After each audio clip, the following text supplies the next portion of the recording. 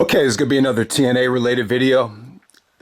We're at the 15-year anniversary of the initial Kurt Angle versus Samoa Joe, the dream match of the decade, dream match of the century, initial matches from TNA. So originally I was going to do a Genesis 2006 review for the 15th anniversary, but so much is coming out about the Genesis match and the Turning Point match. I'm just going to focus on those. I only watched those two matches. Just want to do a retrospective on those two, the last two pay-per-view main events from TNA in 2006. But yeah, man, just a lot of stuff is coming out about this particular match. Conrad's doing these podcasts with Jeff Jarrett and Kurt Angle.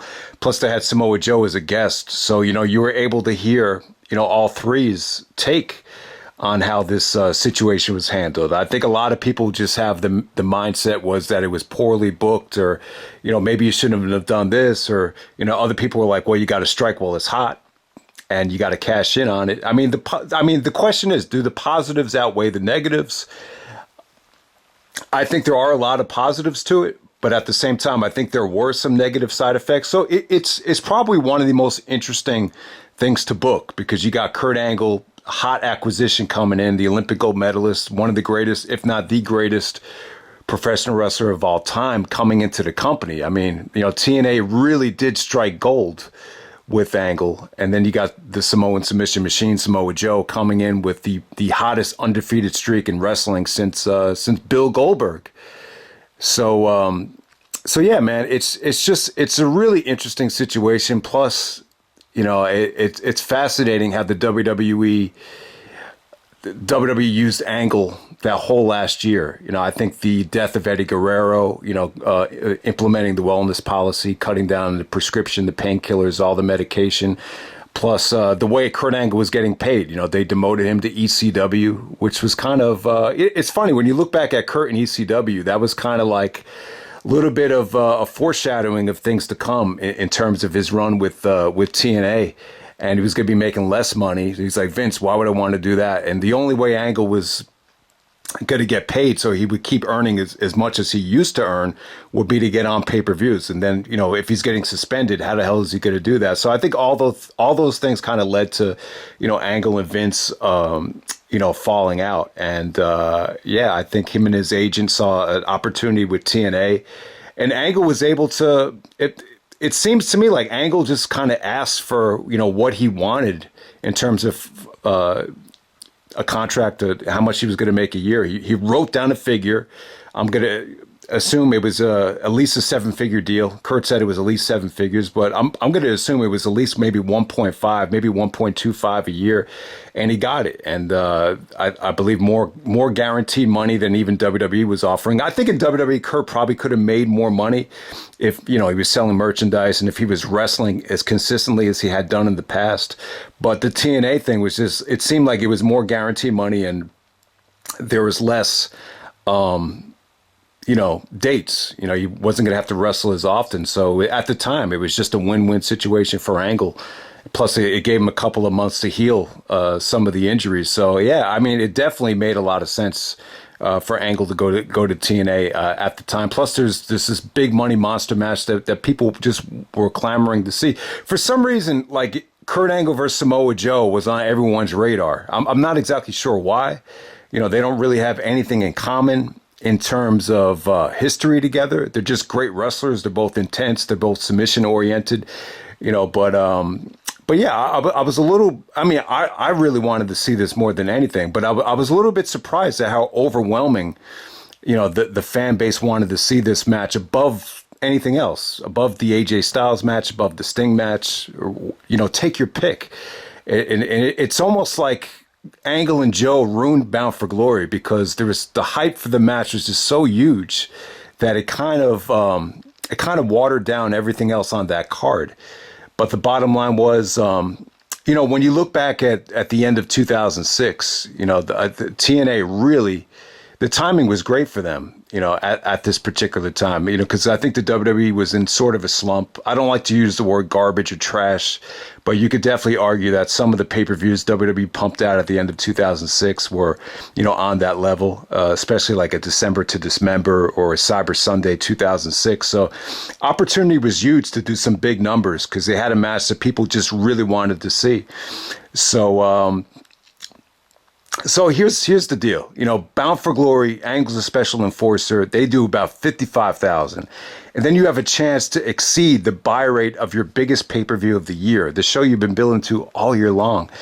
And they exceeded it with 60,000 at Genesis with the first Angle Joe match. And then at Turning Point, Jeff Jarrett said they knew Turning Point was gonna be a drop off because it's a December pay-per-view. And you know what? I don't really buy that. You should just assume because it's December that you're not going to sell something or something's not going to be as hot. From my experience, I just feel like if you offer something intriguing or something that's attractive, I think people will buy it no matter what month it is. So I think and I know Bischoff had the same mentality with Starrcade that, maybe December pay-per-views are not going to draw as well. I'm just kind of against I don't really subscribe to that format, But yeah, the bottom line was Turning Point did have a lower buy rate. They only did 35,000. And I remember Vince. The report was that Vince was a little bit relieved that Turning Point did about half of Genesis because it was a little bit eye opening that Genesis was able to get 60,000. But the bottom line was that's pretty tremendous business for TNA. And from what I've seen, this is the best run of buy rates that TNA's ever had. So that's definitely a positive. Genesis is still at 60,000, the highest TNA pay-per-view buy rate ever. So to think that TNA did about maybe 140,000 buys in the span of 50 days, that's pretty remarkable. At the same way, if you look at Cyber Sunday and say, oh, Cyber Sunday probably did what, like 167,000, still not as high as Cyber Sunday. Yeah, but it's still pretty damn close, especially for TNA at the time, since they're running pay-per-views at the Impact Zone and obviously they're not promoting on that level. It's still a pretty remarkable accomplishment.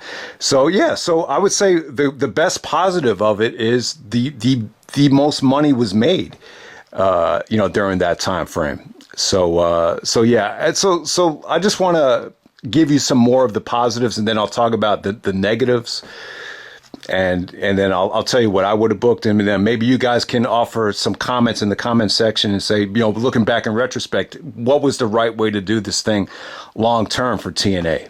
Because in some ways this was just about getting really capitalizing on something that was hot and really cashing in on it. And that's exactly what they did.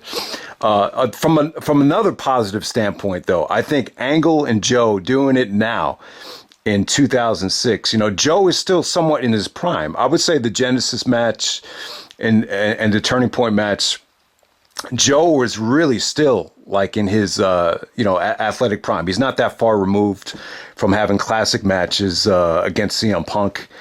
He had just gone 60 minutes against Bryan Danielson. I think it was at, Fight of the Century back in August.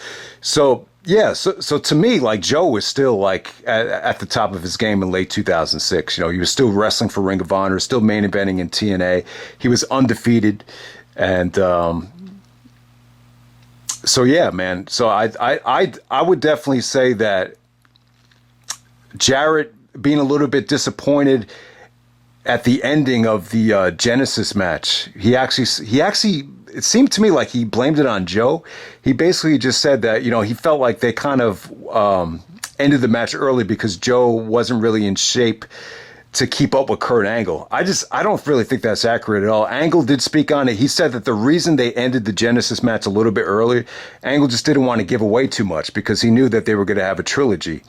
So that would be why they kind of went home early. They just didn't want to give away too much. So a lot of people just kind of felt like the Genesis match, it just it was a little bit too short. It went about maybe 14 minutes and some change. I think when you consider where the expectations were, and when you compare it to some of the classic matches that Angle had in the past, the Undertaker match at No Way Out, or even the more recent matches like the Michaels match at WrestleMania 21, those matches went at least a half hour both times. So I think the length kind of, I think a lot of people felt like they just didn't do enough. Like, we just expected more.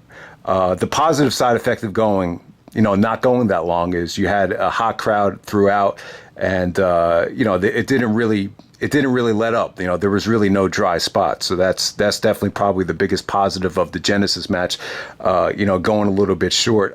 From a positive standpoint too, with the Genesis match, giving Angle the win. Angle actually makes Joe tap out with the ankle lock. I think when people are actually paying for the pay-per-view, I mean, you're attracting so many fans that probably hadn't ordered a TNA pay-per-view yet. You kind of want to leave them with a clean finish. Plus, you got Angle, the huge acquisition coming into TNA. Angle getting the clean finish was, big for him. You spend all this money on Kurt Angle, well over $1 million per year. It's probably a good idea to have him, go over clean in his first match. The debate is, should it have been against Joe? Who knows? I think you wouldn't have had that dream match of the century feel if it wasn't Samoa Joe. For some reason, and I'm still a little bit baffled why as well. Like, how come it wasn't another guy? But for some reason, everybody felt like, Joe versus Angle was just something huge. I would even say in some ways the hype for Joe versus Angle, just among some fans, was even higher than Rock versus Cena, I would say. Just with the diehard audience, I would definitely say that. I think that makes sense. But the negative side effect to Joe losing at Genesis, though, is you got this monster undefeated streak. The biggest undefeated streak since Goldberg, and the fact that Joe hasn't really become champion yet. Jarrett was champion, Sting is champion at the time, and he hasn't been champion yet. So you really, it's kind of idiotic to let Joe run with this undefeated streak for 18 months, and he still never had the chance to hold the championship. So, yeah, I mean that's the deflating part of it, is you never really got to see what TNA could have done with the undefeated Samoa Joe as TNA champion. I just think a lot of people like Truth Slayer or anyone that was really in the Ring of Honor wanted to see what Joe would have done on the mainstream level had they tried to, kind of replicate what they did in Ring of Honor, but you never got to see it happen. This Angle thing kind of made it come to an end.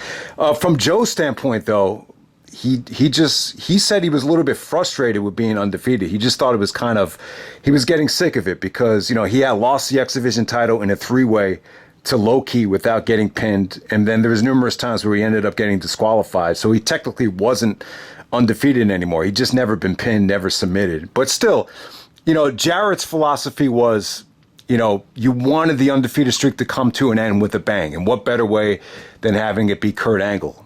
And, you would say, this would make Joe look weak to lose a match or to have his undefeated streak end. Well, how is it looking weak if he's losing to the Olympic gold medalist, a former, WWE Hall of Famer, and Kurt Angle? So Angle was like, Angle would have preferred to stretch this thing out until Bound for Glory, according to him.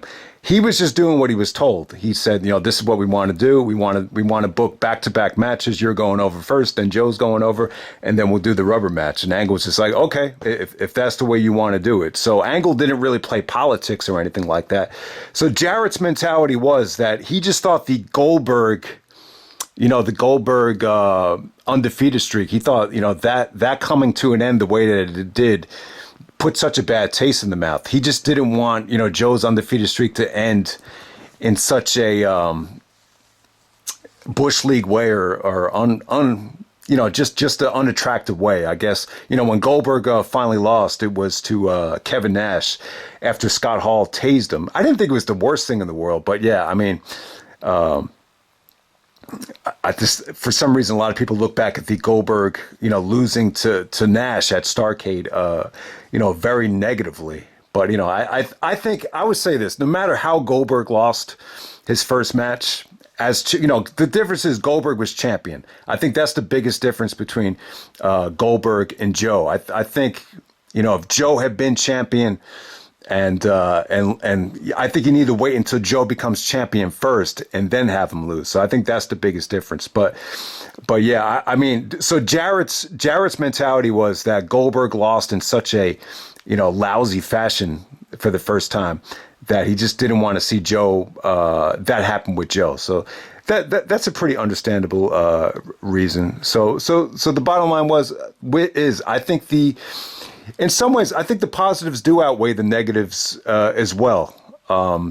In terms of when you look at where Angle is, Angle was only 37 years old when he debuted in TNA. So why not get the match out of Angle now while he's still 37 instead of him being 39, which he was at Lockdown 2008. And when you look back at Joe, Joe really declined when you look at him in 2008. He put on a lot of weight over the next couple of years and was never really recaptured the lightning in the bottle that he had, 2004, 2005, even 2006 Samoa Joe. He was still good. But, I just want to go back to, Jarrett being a little bit upset that the first match ended a little bit quickly, which had nothing to do with conditioning, though, because he went 60 minutes with Danielson at Fight of the Century.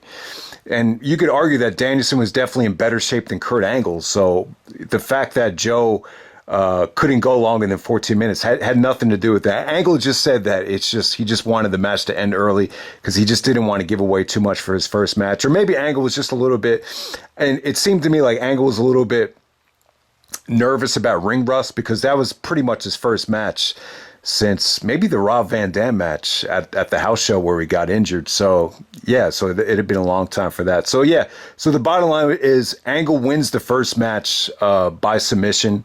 The first match at Genesis, the crowd was hot. The Impact Zone crowd, they were chanting "This is awesome" before the match even started. And, Angle got bloody after Joe rammed him into the Genesis poster by the steel guardrail.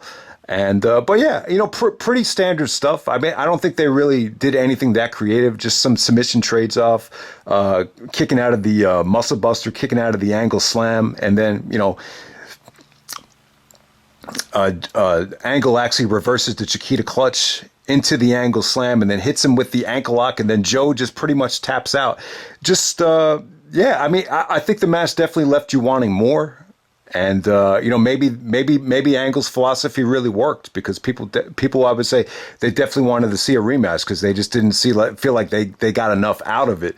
And then you get to the turning point match. In my opinion, the turning point match is definitely a lot better. I would say that Joe was probably the best opponent for Angle, other than Benoit. Like they really did a beautiful job of, hold for counter hold. This is the best Angle.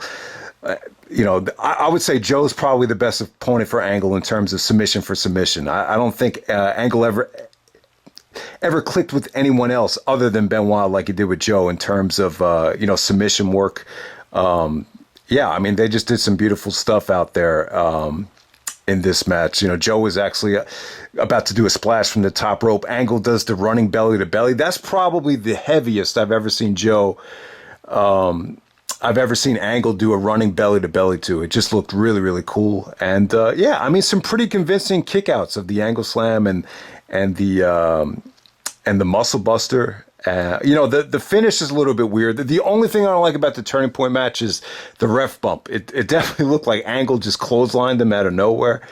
And it actually led to Angle taking out a chair and doing this Three Stooges spot where he hits the top of the rope and the chair ricochets and hits him in the head.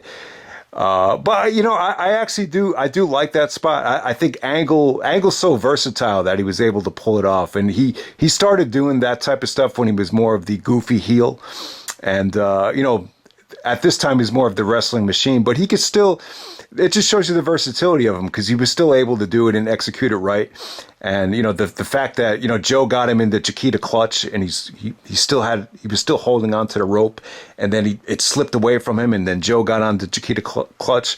That was a great ending, and the Angle actually does tap. He said he didn't want to pass out because when most guys tap out, they just tap out. Very rarely do guys pass out in a real fight. So yeah, the problem though, I think with Angle losing, it was a little bit rushed. It was only 3 weeks after the Genesis match, so for Angle to lose a match that quickly, it kind of killed the buzz for Angle. I would definitely say that. I think that's the most negative side effect to doing the rematch, that quickly. Plus, the drawback of the Impact Zone is you kind of, the fans are getting sick of seeing Kurt Angle every week.